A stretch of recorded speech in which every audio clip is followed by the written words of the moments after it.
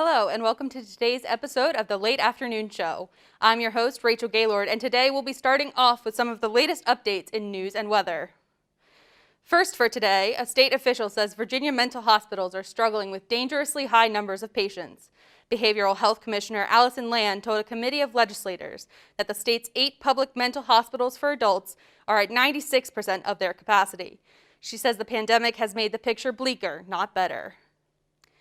In other news, Derek Chauvin had his trial and was found guilty on 3 accounts for the murder of George Floyd. The verdict came on Tuesday after 3 weeks of testimony about the murder, which took place on May 25, 2020. The jury took a day to deliberate before delivering the verdict. President Joe Biden spoke out saying this conviction can be a giant step forward for the nation in the fight against systematic racism, but it's not enough. Vice President Kamala Harris spoke out saying that we can't stop here and a measure of justice isn't the same as equal justice. And now for a quick weather update. With a freeze warning this morning, temperatures started in the low 30s and have now risen to the mid 40s. The rest of today, we can expect the temperature to remain the same, with strong winds remaining as well. Into the night, temperatures will drop back into the low 30s, with the freeze warning still in effect until the morning. Tomorrow afternoon, temperatures will rise back into the mid 60s and return to the normal April weather we're used to before the rain this weekend. Up next, the price of student housing throughout the town of Blacksburg is increasing exponentially due to the continuous expansion of Virginia Tech. Matt Scopa has a story. Blacksburg undergoes major changes to its real estate sector as the construction of new apartment complexes and the raising of local rent progresses. As Virginia Tech continues to grow and accept new students, Blacksburg must meet the demand for more high-class housing. Jeffrey Robert, an associate professor of real estate at Virginia Tech, discussed the nature of these developments. There is a supply and demand issue where there are only about 10,000 beds on the campus itself, dormitory beds. And so that means the private sector needs to produce the rest of the housing stock. Robert also mentioned how the increase in student population will contribute to the overall growth of Blacksburg. More faculty, more staff, more that supporting group. They've got to have property too. So as the school gets bigger, it will make the town bigger. Junior and retreat resident Quincy Bienkowski examined how the increase in student supply will cause rent to rise. People have to live somewhere. We all go to school here, so we don't really have a choice.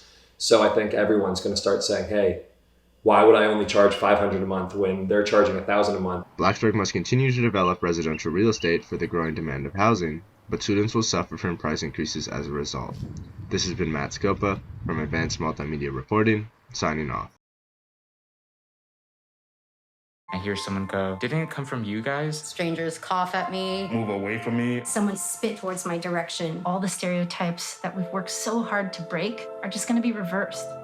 And I won't let that happen. We all have to play our part. I donate my plasma. I've been making masks. We deserve respect as much as everybody else. I'm a firefighter, not a virus. I'm a mask maker, not a virus. I'm a nurse. I'm a delivery woman, chef, a neighbor, artist. Bus driver. I'm a doctor. Fight the virus. Fight the virus. Welcome back to the show. Before we get to our interview for today, we have a short clip where we ask graduating seniors about how they're feeling and what life after Virginia Tech looks like for them. I'm actually super excited. I was really hoping we would, and I'm really glad all 3 of us, well, 2 of us are vaccinated and she's working on getting vaccinated, so we're super excited that we were able to get that done and go to graduation in person. So I think this has been a really tough year for a lot of people. I think this is a great way that we can all celebrate and come together, and it's definitely very doable. I mean, you think about Lane Stadium and the seating capacity it has. It's something that should definitely be there for us, and I'm really excited. I think a lot of people are. I was super sad when it was supposed to be only online, and I'm glad at least one thing from our senior year, we can do in-person graduation. honestly, we're just dissociating the feelings until it happens. A lot of TikToks have popped up about graduation, and definitely gets me emo, so I like it, and then I scroll. But I'm excited. It's kind of bittersweet. It's one of those things, it's like, I feel like I'm ready for it. I'm ready for that next stage of life, but also I know I'm going to miss Blacksburg a lot. Honestly, last year I cried a lot right before senior because, just senior, but not as much now. Kind of excited, not really. Don't want to leave. And I'll be doing my master's in public and international affairs, so.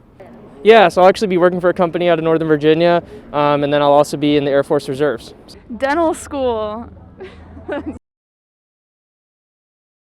Welcome back for our interview today. We have Heather Trowbridge here with us to talk about what it's like to be a senior graduation photographer. Welcome, Heather. We're so glad to have you. Hi there. I'm so happy to be here today. Yeah.